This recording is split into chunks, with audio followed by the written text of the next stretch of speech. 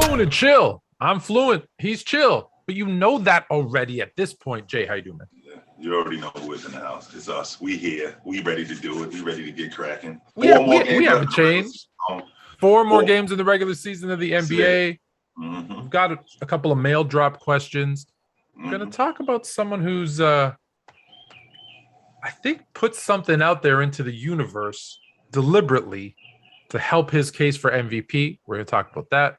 Mm-hmm. We're going to do a draft. Everybody loves our drafts. This time we're going to focus on the other side of the ball. All defense. I don't care if they score 0 points a game. It is the all defensive starting five. We're going to draft a team, or we're each going to draft a team. But first, there was a game on last night. in the NCAA.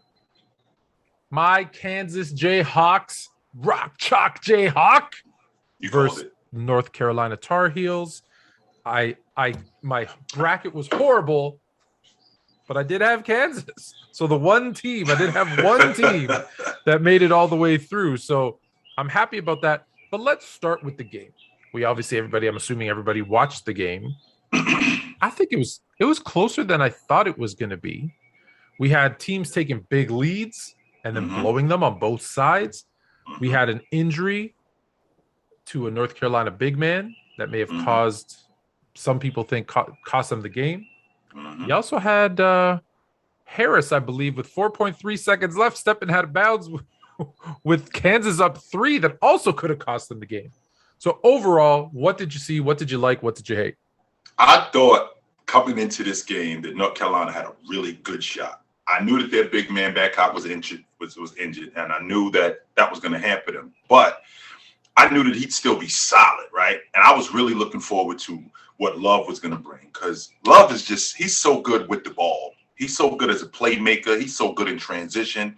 And I thought that North Carolina had a really good shot against Kansas with that inside game with Babcock. Add that to the fact that Love in transition. I just thought they had a really good shot against Kansas. And they were doing that early, Tone. Early on, they were getting a lot of things that they wanted. But the flip side to that was Kansas was getting everything that they wanted early too, but it seems that they were just out of sorts. McCormick, the same shots he was getting in the second half, he was getting those in the first half.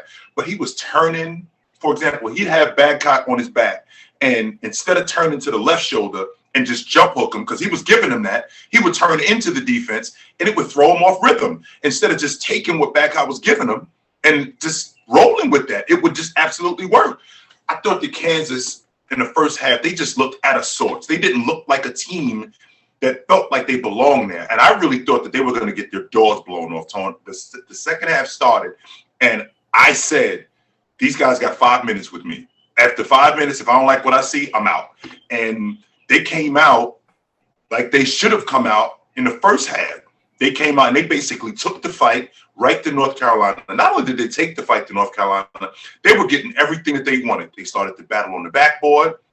They started to make better plays, not just in transition, but defensively. I think they got on the backboard way better than they did in the first half. They started to make open shots. And I thought that they did a really good job of just clamping down on North Carolina in the second half. I was impressed with them. Like I said, I had Kansas kind of going through the whole thing, and when it ended up, and I thought it was going to be I picked Kansas. We both picked Kansas Duke, and I thought that game would have gone down the way that this game went, where it's a 3-point game, it's really close. I thought North Carolina was just, there are times when a team steps up against a rival, right? And I thought, first-year head coach Hubert Davis, who did a phenomenal job this season, by the way.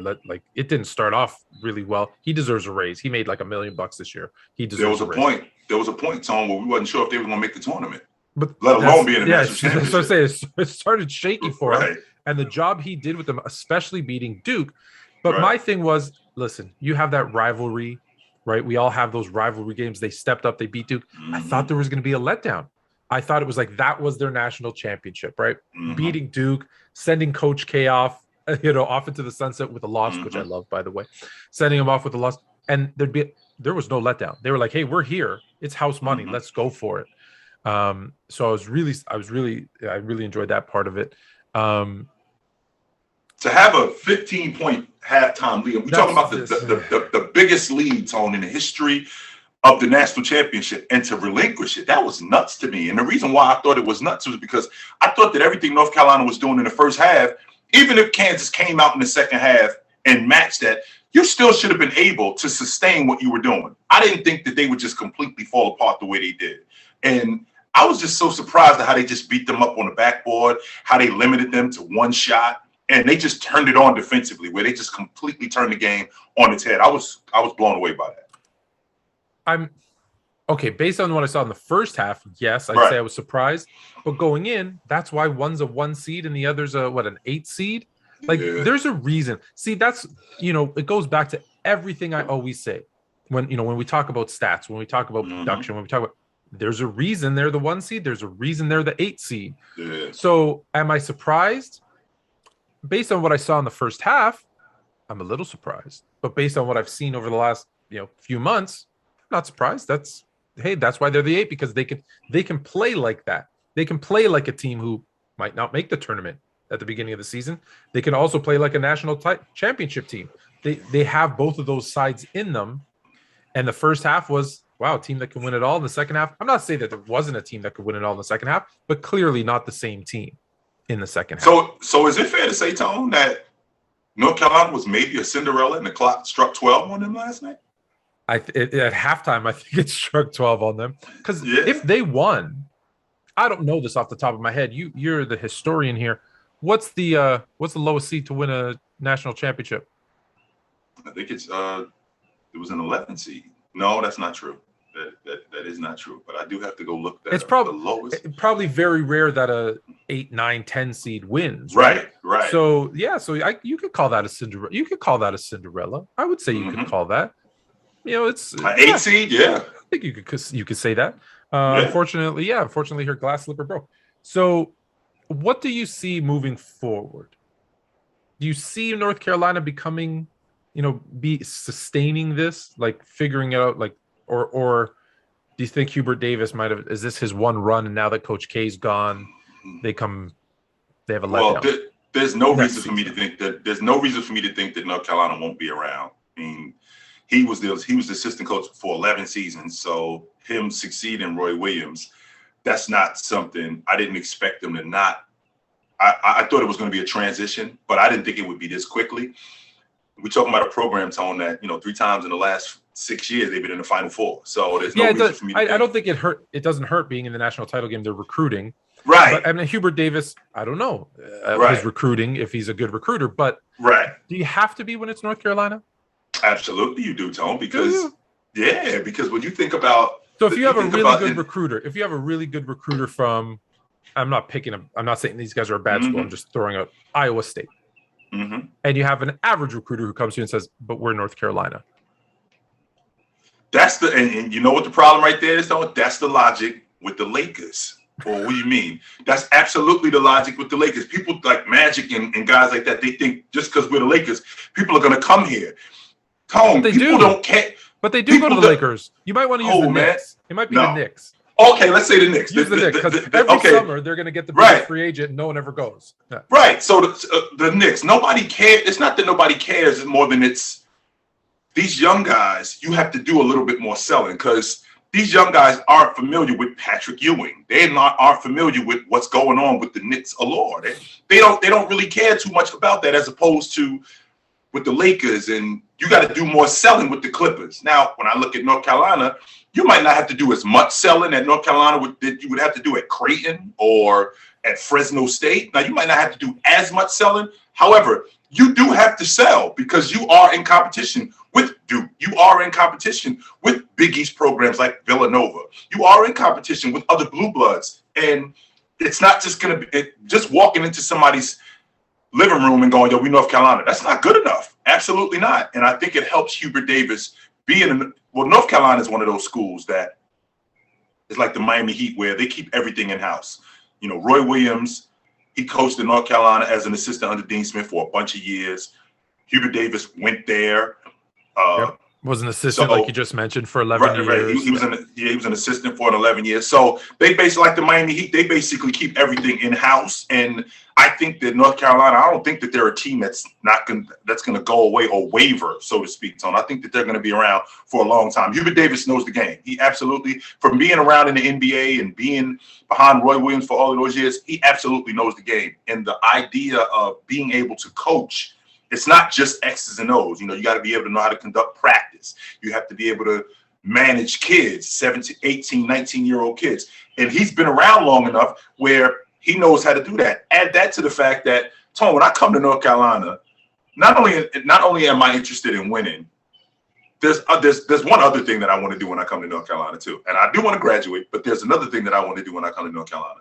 I want to play in the NBA.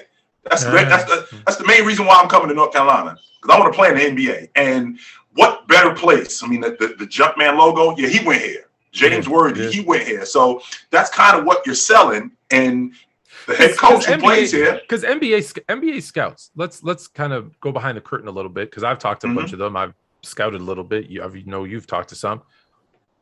We look at the school you went to. We pay attention to the school that you went to. They pay attention to the school. It's just like in business. When you get two applicants and one's a Harvard graduate, and I'm not knocking what I'm about to say, and the other's, George Brown Community College. No offense to George Brown Community College, but I'm like, well, I'm gonna give the Harvard guy the benefit of the doubt. It's the same thing. You brought up Creighton, and I'm not knocking Creighton, but if I see a guy who put up 12 points a game, 7 rebounds at North Carolina, and a guy who put up 15 and 10 at Creighton, I'm kind of, well, maybe, I lean that way. So that matters too. That's a really good point. We talk a lot about offense. A lot about offense. Who could shoot? Who's got handles? Who could pass? I feel like we forget about defense, and yet in every sport, you don't have to be the greatest defender, but in every sport, the team that wins the championship either has a really good defense or a really good in terms of situational defense. Because people bring up in football, the Kansas City Chiefs. Listen, the year the Kansas City Chiefs won the Super Bowl, they might not have been a great defense, but they had a few comebacks. And how do you come back from 28-3 and win 34-28? Defense holds that other team at 28. So situational defense. So defense is really important to winning. So I feel like today we should give the defense some love. So we are going to draft a team. I don't care if you put up 0 points, 0 assists on 0% shooting. All defensive team. Just the greatest. Like if I were to put these 5 guys on the court, I don't care who you are. You might not score either. Good luck. So the draft begins with you, sir. You get the first overall pick. We're going to pick a point guard, shooting guard, smart forward, power forward, center. Who's your pick? I'm starting at the 5, and then you know me, Tone. I'm a big man. I'm a big man guy. So I'm starting my team with Olajuwon at the 5. Olajuwon. Oh, that's what I did. I was not expecting you to say Olajuwon. Maybe I should have taken the first pick, because that was going to be my pick. I thought you were going to take some. I thought you were going to take Russell. Let's be honest. Okay, Olajuwon at the 5. Okay, this is no disrespect to Bill Russell. I feel like Dennis Rodman is the greatest defender ever. So I'm going to take Rodman. Absolutely. And I got Dennis Rodman right behind Olajuwon as the greatest defender ever. No doubt about it. So I already got my 5-man, Tone, that cleans glass, that rim protects, that's great in transition, that steps out on the perimeter. So I got him down. All right. So I need a 4-man, right? I need a 4-man that's a dirty work guy. I need a guy that's fire, not necessarily fiery, but I need a guy that's going to give me anything that he got. And this one was a toss-up for me, Tone, but I got to go with Duncan. Duncan? Wait, 15-time all-defensive team, Duncan? Yeah, that's I got to go with Duncan. I got to go with Duncan at the 4. That's not a tough one. That's not. I'm not mad at that. All right, so I've got my guy. and I'm flip-flopping between two Mhm. because one had better longevity, won a bunch of chips. Mhm. The other, I think, when healthy, he's got these hands that would probably take up this whole entire screen. And he left Canada. He was here for one season and he left because he couldn't find gloves big enough. And I think I've just talked myself into it. I'm going to go with my small forward. No, I'm not. That's a lie. I've switched it up completely. I'm going to go with my point guard. Speaking of gloves, once I said gloves, I was like, hold on, wait. I'm going with Gary Payton as my point guard. So you're going with Gary Payton at the point guard. All right. My small forward, and again, I'm just looking for a disruptor, Tone. I'm looking for a dude who's just completely going to throw a monkey wrench in your offense on all levels. And for me, that guy is Scottie Pippen. So as you could tell, I was between Scottie Pippen and the guy I'm about to select as my small forward. I couldn't because I was like, so I'm going to go with Kawhi Leonard as my small forward. But the reason for me that I'm picking this way, I feel like there's a lot of really good defensive big men. So that's why I wanted to go with the smaller guys. All right, you're up next. Well, the two guard spot, Tone, is tricky because we got a lot of two guards who are locked down two guards, right? Sidney Moncrief locked down. Defensive player of the year. Twice. Alvin Robinson locked down. Excuse me. Alvin Robinson locked down. Michael Cooper locked down. Joe Dumars locked down, right? Tony Allen. We had a lot of two guards who were locked down two guards. I just remember when I was a kid, the guy who he exemplified defense at the two guard spot and played in Chicago. That's Jordan. I saw the dude and I'm thinking, I want to play defense like him and Joe Dumars. I was like, I want to play defense like that. So you got Jordan and Pippen. You reunited Absolutely. Jordan and Pippen. All right. So I need a shooting guard and a center. And really, I'm looking at my list. And I've got so many options. I'm gonna go my set. You listen, I want to go new school. I want to say Ben Wallace. I want to pick Ben Wallace. Is actually who I really want. I'm almost thinking I might even put Kevin Garnett at center. But then I'm gonna go back and say, well, hold on. This guy won 10 championships. He was in the GOAT conversation strictly based on defense because everyone will bring up 17 points, 44% from the field, which wasn't bad for his era, by the way. I'm gonna go Bill Russell. Come on. Glass cleaner. Absolute glass. Absolute glass cleaner. I got Russell, Rodman, and Leonard. I got versatility there too. Glass they can switch off. So right, you need your point guard. I need a lead guard, right? So I got Jay at the 2, right? I got Jay at the 2. I got Pip at the 3, right? I got Duncan at the 4, and I got Olajuwon at the 5. So I got to disrupt at the 3 with Scottie because Scottie can play. He's versatile. He can play the 1. He can play the 2. He can deal with the 3. He can deal with the 4. But the head of my attack, right? The head of my attack got to completely. He got to just be a disruptor. He got to cause a lot of problems from what it is you're doing, right? I'm talking about digs. When the big man get the ball, he's digging down in there. I'm talking about slowing down your transition game.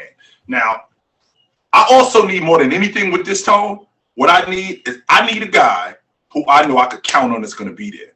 Stability and durability is very important to me. I know what Jason Kidd did. I know what Chris Paul did. I got a problem with durability. Just a little bit. Not a lot, just a little bit. So my lead guard is John Stockton because I know he's going to be there. Ooh, John Stockton. John Stockton's my lead guard. I know you're very high on Stockton. You bring him up in all of these conversations. I love Stockton. I don't like Stockton. Right. I love Stockton. So I need a shooting guard, a defensive shooting guard. Let me just reiterate to people watching. I don't care. We don't care about their offense at all. So the names that I've got on my short list for my 2 guard are Kobe, Tony Allen, Ron Artest. And I know he's kind of a 2-3, so he might be more of a 3. So here's my thing. Tony Allen, Kobe Bryant himself said the toughest person he ever had to go up against defensively was Tony Allen. That's Kobe's words. I think that validated Tony Allen when he said that too. How could it not? He's one of the greatest. It validated him, but it also, in a sense, maybe a little overrated him.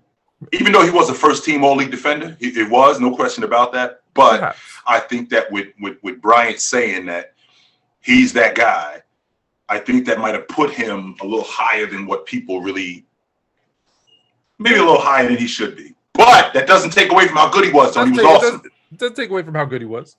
But I got to tell you, and then I go back and I go, well, do I want the guy getting the compliments or giving the compliments?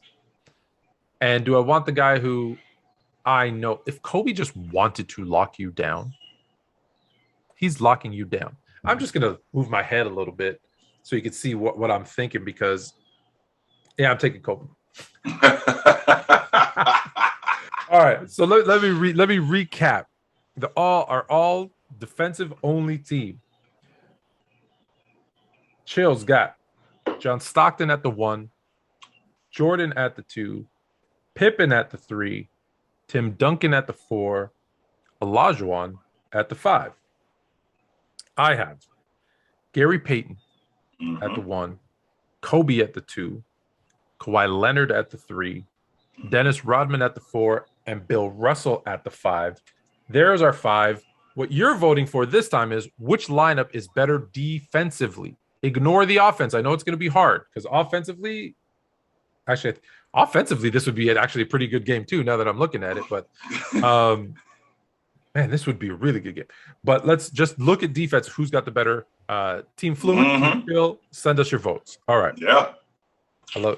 Just so you know, I haven't told you this, but we have a loyal viewer, and I was actually considering, and we might still do this, don't get me wrong, but I was considering taking a list of maybe the top, kind of like the March Madness inspired me to create a tournament.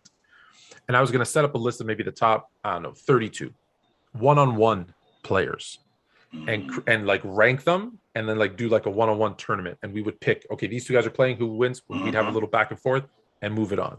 And we might still do that. Yeah. However, one of our loyal viewers reached out and said, hey, if I were to put together, he's going to put this in. If I were to put together a starting 5, all-time starting 5 for every team in the NBA. So they're 5 best players, and you have to assume it was the way they played when they were on that team, right? So you can't get like prime Shaq on the Celtics, right? You'd get Celtic Shaq on the Celtics, right, although you probably wouldn't pick him. He's going to put together starting 5 for every single team, and we're going to do it all 30 teams. I think he's throwing in a different team for Seattle and Oklahoma City, and I think he's throwing in the 92 Dream Team. And he's going to have 32, and we're going to do a full bracket. I don't know about the Dream Team. We'll have to take them out because that might be... Sounds interesting. Yeah, that's a little unfair. The 92 Dream Team might be a little unfair. Yeah, it is. Against an all-time Laker team? I don't know about that. Since you mentioned that, yeah. There might against an all-time Celtic team. There might be. So I don't know how he's doing, but he's going to put it together. And what we'll do is we'll do like 1 week we'll do one round, the next week we'll do another round. We'll fair. So I look forward to doing that because that's coming soon. Sounds interesting. Yeah. Yeah. He was reaching. He DM'd me, and my DMs. I tell everybody on IG fluent_chill. They're open. So come send me whatever ideas you have. I love them. We're gonna go. So that's something that's gonna come down. Just as we did the draft, I have fun with these drafts, so we could do more of these. However, right now we're at the point. Hey, next week, do you think you want to make our? Do you want to do our award show? You want to give away our MVP, Defensive Player of the Year? I was thinking that. Yeah, absolutely. Okay, we'll do that next week. Yeah, but this week, Joel Embiid came out and said, if he doesn't win the MVP, the media hates him. I put that out into the universe, and I was like, what are you talking about? The media loves Joel Embiid. Yes, they love Joel Embiid. Is that him just playing to them, trying to get extra votes?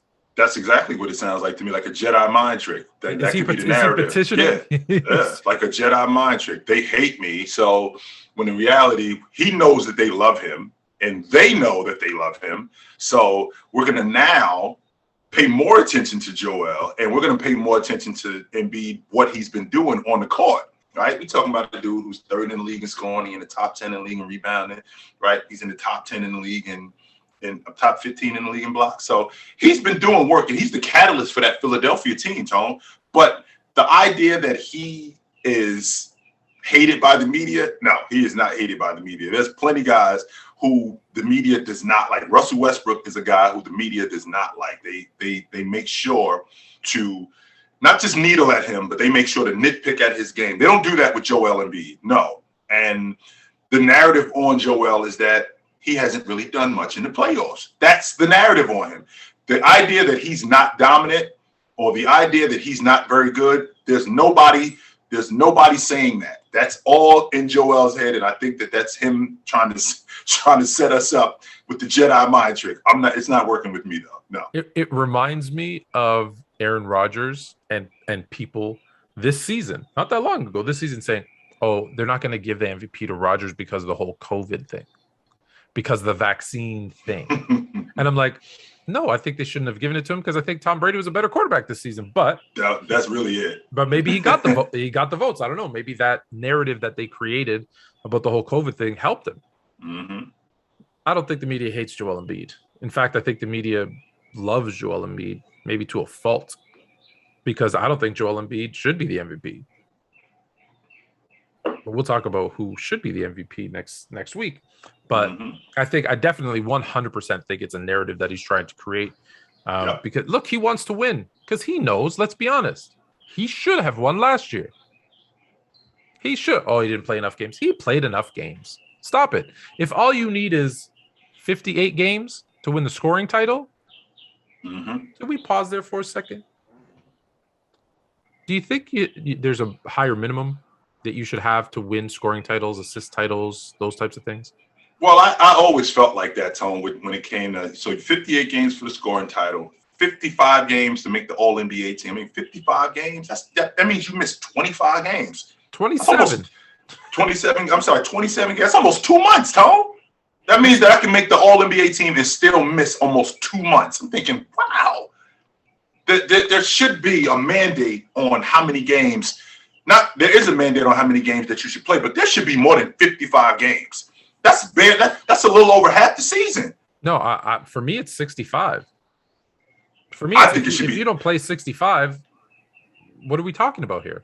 I think it should be at minimum 75 games. Minimum.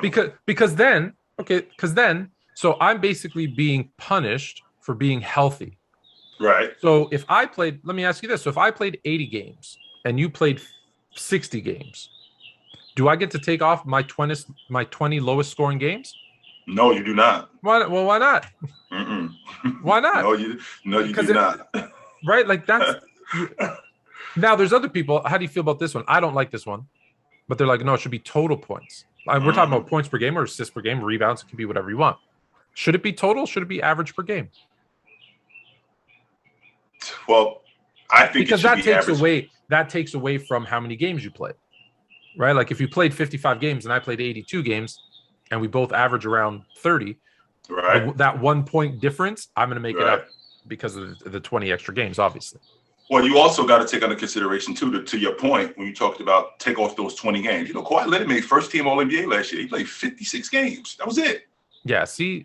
Yeah, he played 56 games last year. Now, you want to talk about total points. Well, as opposed to what I was doing the entire season against, because I could have 27, I could average 27 a game, or I could average 32 a game against Oklahoma City. But when I play against the better teams, it averages out to like 26 because I'm playing against the better teams, Boston, the better defensive teams, Boston, and I can kill these other teams. Now, if I'm playing only to get stats, I think that it doesn't really hold a lot of weight, Tone. If at the end of the season I got the most total points as opposed to what I did throughout that season against this team, and this team, I think that it holds a little bit more weight. Yeah, I'm with you. I'm all about averages. And I was just thinking, because I was doing it in my head, at 55 games, you are closer to missing half the season than playing the entire season. Right. Which just can't be. I don't. This doesn't work for me. I might. Kyrie Irving made the All-NBA team last year. He played 56 games last year. It's got to be. It's got to be 65. It's got to be 65. Yeah, I think that. All right. I'd like to hear from everybody else what they think, but for me, it's 65. What number? Do you have a number? 75. You got to play 75 games. I want to be honest with you, Tone. I want you to play the entire season. If you're healthy, I want you to play the whole season. I'm tired of this getting paid, or I'm tired of this. Kawhi Leonard has played 75 games ever. That's what I'm talking about, Tone. I'm tired of this getting your availability. You and I have had this conversation. Your availability is your best ability. If I can't count on you, how can I put you in the pantheon of great players when you show up half the time, or when you show up some of the time? These guys, I think LeBron James only played 82 games once or twice, but he averages 77 games. I think for like 18 straight years before he got hurt with the Lakers. Yeah, hey, look, injuries there's not much. Right, but with that being said, this guy plays. These guys play. When I'm having load management and things like that, why am I not playing? That make it, Tony. I've always had a problem with that, and I could go on a rant for 20 minutes about that. I remember. I'm not going to go on a rant for 20 minutes, but I'll sit back and listen. I distinctively remember when the San Antonio Spurs were on their championship run, and they had a really good team during this time, and they came down here, and Pop ends up sitting Tony Parker, and I'm thinking to myself, let's say I got a 13-year-old nephew. My 13-year-old nephew loves Tony Parker. He don't like Tony Parker. He loves Tony Parker. Tony Parker only comes down here once a year. And I went and got tickets. This is hypothetical here, but I ended up getting tickets, but Pop sits him. And he's a healthy scratch. He's not just a scratch. He's a healthy scratch. He could have gone. That really bothers me, man. Simply not just because you didn't play, but the reason why you didn't play. And I don't get into the notion of, these guys make a lot of money. I don't care about that. That doesn't bother me. The logic is, if I'm available, I go to work. It's that simple. There's no reason why I shouldn't be working if I'm available. None whatsoever. That makes me nuts. My dad used to say, if you can walk, you can work. And I wish I could get that mentality out of my head. You know this. I was in the hospital last week. You know what I was still doing? Sitting on my conference calls. Now, granted, it was conference calls, so it's not necessarily intensive labor, but I was still on my work calls. Like I felt, and they were like, "What are you doing? You're in the hospital." I'm like, "What else am I going to do? I'm sitting here. What else am I going to do?" So I worked. So I know that was kind of off topic, but it was something that kind of bothered me because I know how you feel about all NBA teams. And when someone's getting on an all-NBA team playing half the season, should these awards include some of the playoffs? Or should there be another award for the playoffs? Because we have a finals MVP, but there are times when, like I look at, there's a Lakers run, I forget what season, where I think Kobe was the best player for the entire playoffs, but Shaq was the better player in the finals. Shaq wins the finals MVP, and everyone says, oh, Shaq carried Kobe. Man, if you look at those entire playoffs, that's not really the case. And there's the other instances. Steph Curry never seems to get the finals MVP, but when you look at over the playoffs, he's the best player on their team. Right. Should we add playoffs into some of this? Should we have a separate thing for playoffs? Is that too much? Tone, I get a lot of heat for this, but I would actually love that. Like baseball. Like they don't give out awards in baseball until the end of the season, right? Where you got the best. You got the Golden Glove winner, you got the Cy Young winner, and all of this stuff, the playoffs matter. And I would love for that to happen where a guy, now I will tell you this, Tone, I'm not really feeling the notion of you having a solid regular season and then all of a sudden you get going in the playoffs and now you're the league MVP. No, I'm not trying to hear that. Absolutely not. But I would like to reward a guy who he was good wire to wire. He was great wire to wire. I would absolutely love that, as opposed to giving it to a guy who wired to the end of the regular season and then they get bounced in the first round. And he goes MIA and they get swept out of the first round. They get bounced in the first round. And just so you know, folks, that has happened. Okay, let's make sure that absolutely happened in this 06-07 season. the Dallas Mavericks won 67 games. Dirk Nowitzki wins the league MVP, and they get bounced by the Golden State Warriors. They don't lose; they get bounced by the Golden State Warriors. So that does happen. I would very much like to see a guy who has been great from the beginning of the season to the end of the playoffs. I think that rewarding him, and I don't think it should be. It would be dope if it was something that was just inclusive in that aspect, as opposed to from the beginning of the season to the regular season and then make it separate with the playoffs. Because what I'm doing is I'm diminishing his entire season, because he could have been awesome the whole season and he didn't win the league MVP, but he was maybe a playoff. Yeah. But maybe that's too. I don't know. Anyways, all right. You know what it's time for? It's time for mail drop. Here we go.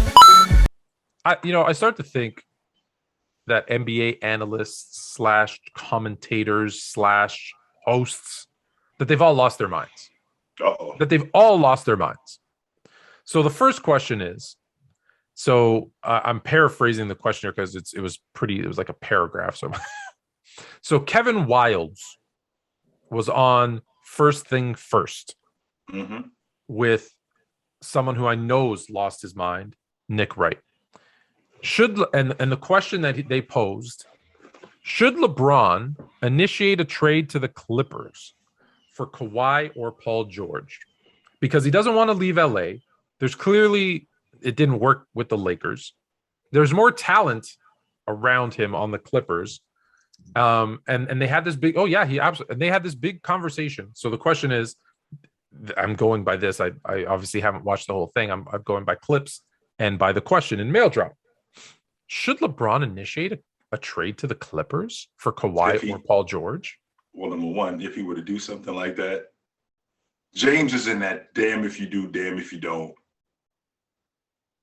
He's in that damn if you do, damn if you don't realm. Well, what I mean by that is, if he stays with the Lakers, which I think this has been, because I don't think the Lakers are going to make the playoffs, Tom. I think this has been, even though they did win the NBA championship 2 years ago, I think this has been a failed project. I really do. Now, with that being said, if he were to go to the Clippers and try to orchestrate a trade with the Clippers, it would be he needs a super team logic, and here goes LeBron James doing this all over again. Now, if he stays with the Lakers and they don't win and they continue doing what they're doing, well, he can't do it by himself. So it's kind of a damned if you do, damned if you don't logic. But him going to the Clippers, I don't think that they would do that. No way would the Clippers absolutely. The Clippers would do it in a heartbeat. Oh, no. However, my question is, for these two knuckleheads on First Things First, why the hell would the Lakers do it? Why the hell would the Lakers take Kawhi Leonard, who can't last half a season, Paul George coming off an injury, and don't get me wrong, he's playing well. Why the hell would they do that? It makes no sense for the Lakers. It makes no sense for the Lakers. LeBron James, I don't think LeBron James cares about the narrative, to be honest. Well, wait a minute. It does make sense for the Lakers. It does make sense, Tom. It makes sense. It makes sense because you're getting a healthy Leonard back. That's number one. You're getting a younger Leonard back. I told you, he doesn't even play 60 games a season. But he plays enough. Don't get me wrong. This is the NBA that we have today.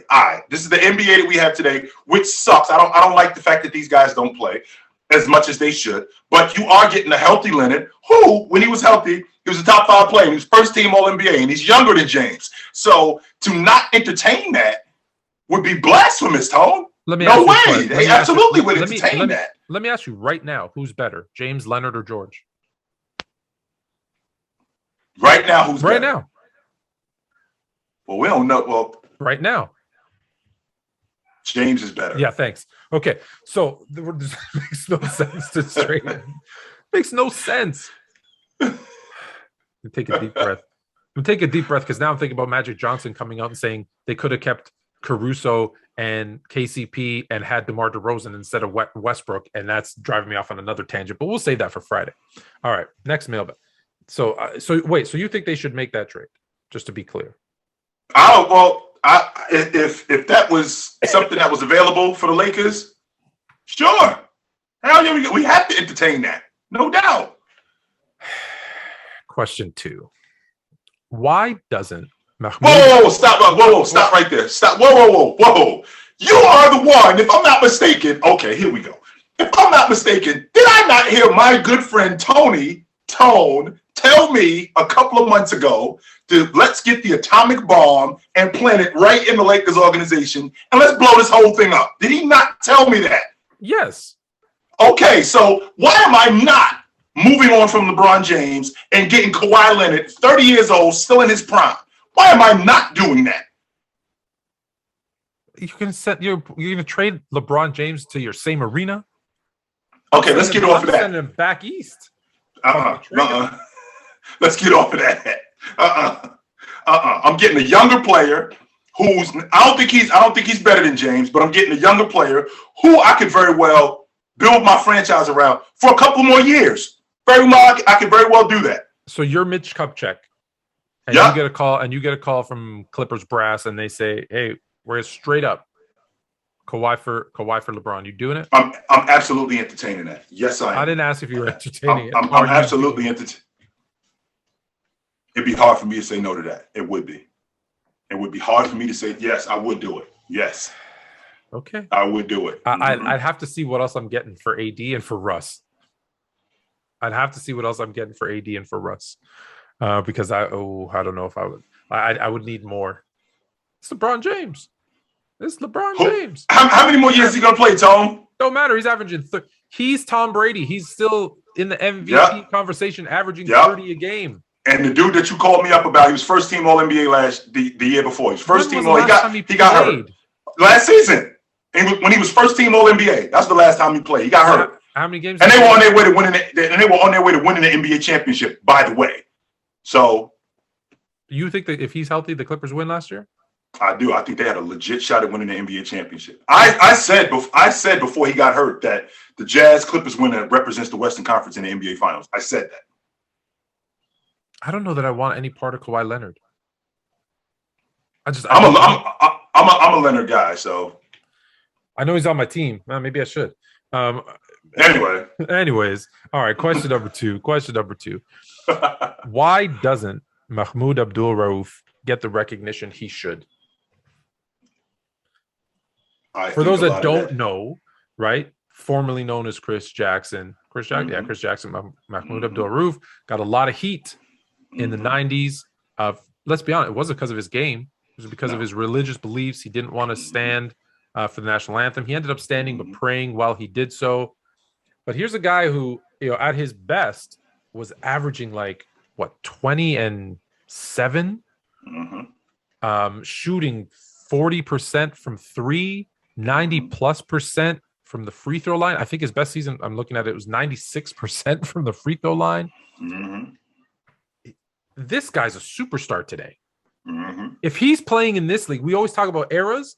There's a guy who's born in the wrong year, because if he was playing right now, he's averaging 27, 30 points a game, and he's lighting it up.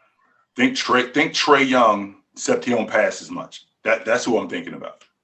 I'm thinking Trey Young, except he doesn't pass as much. That's exactly who I'm thinking. And people have a tendency, man. People are very passionate about their beliefs, very much. And as an athlete, people don't want that.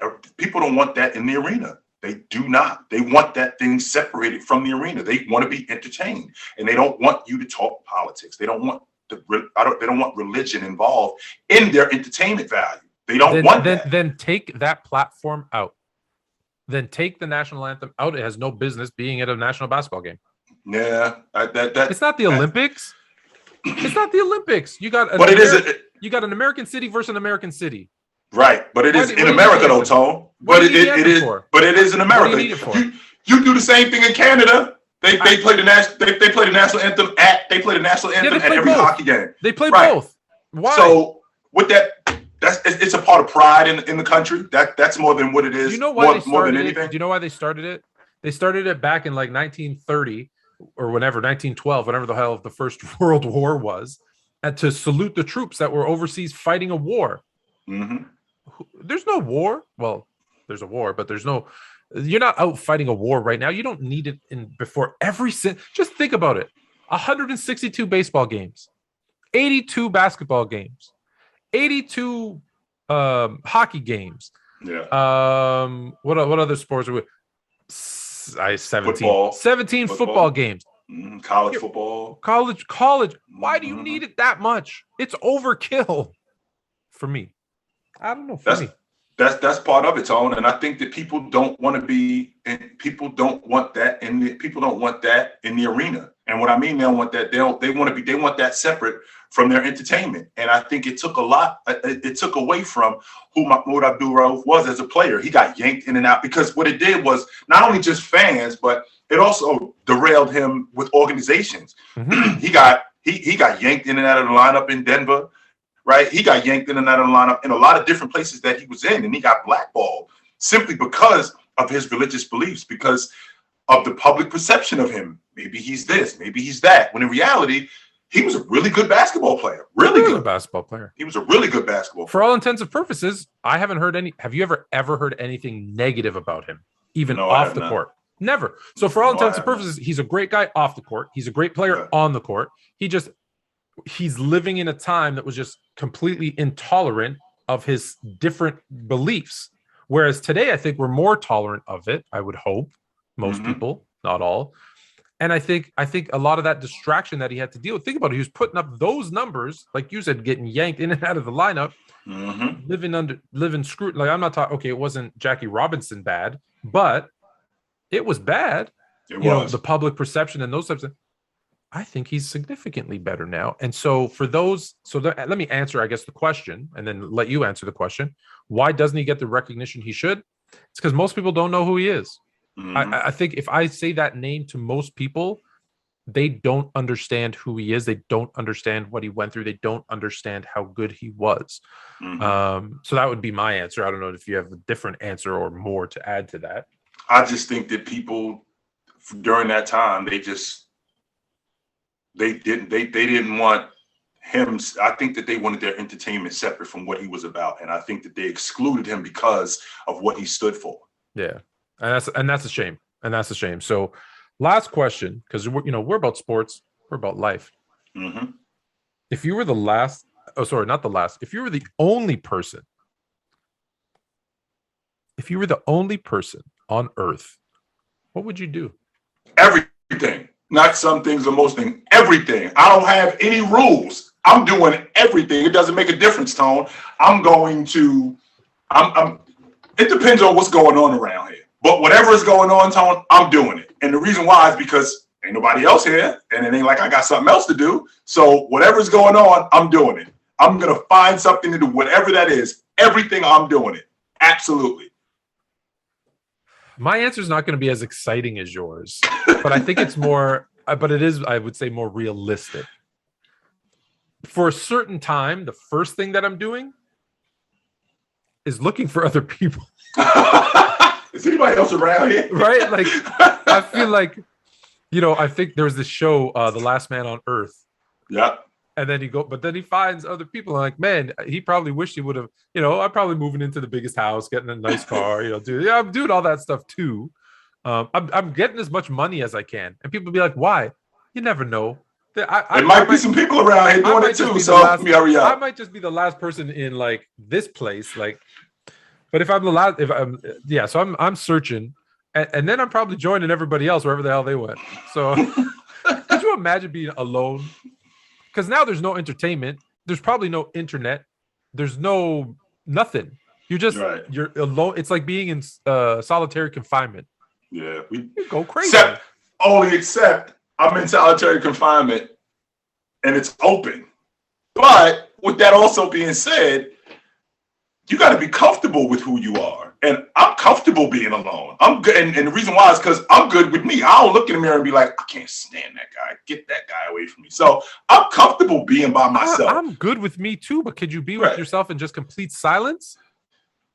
I do it all the time, Tom. Now I'll tell you this. I would learn how to fly a plane because I'd want to go to a bunch of places that I've never seen before. And I've traveled the world, so I'm lucky. So the list is short, but I would do that. I'd probably head over to LA and play the NBA final by myself, 1-0, and we would win. The Lakers would win another chip just to break the tie because it's 17-17 with the Celtics. So we'd want to be 18.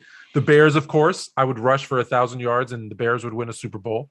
1 versus 0. So we get some stuff. I get that in the record books. Here's the thing that I need answered though, Tone. The question that I have is, if I'm the only person here, how did I become the only person here?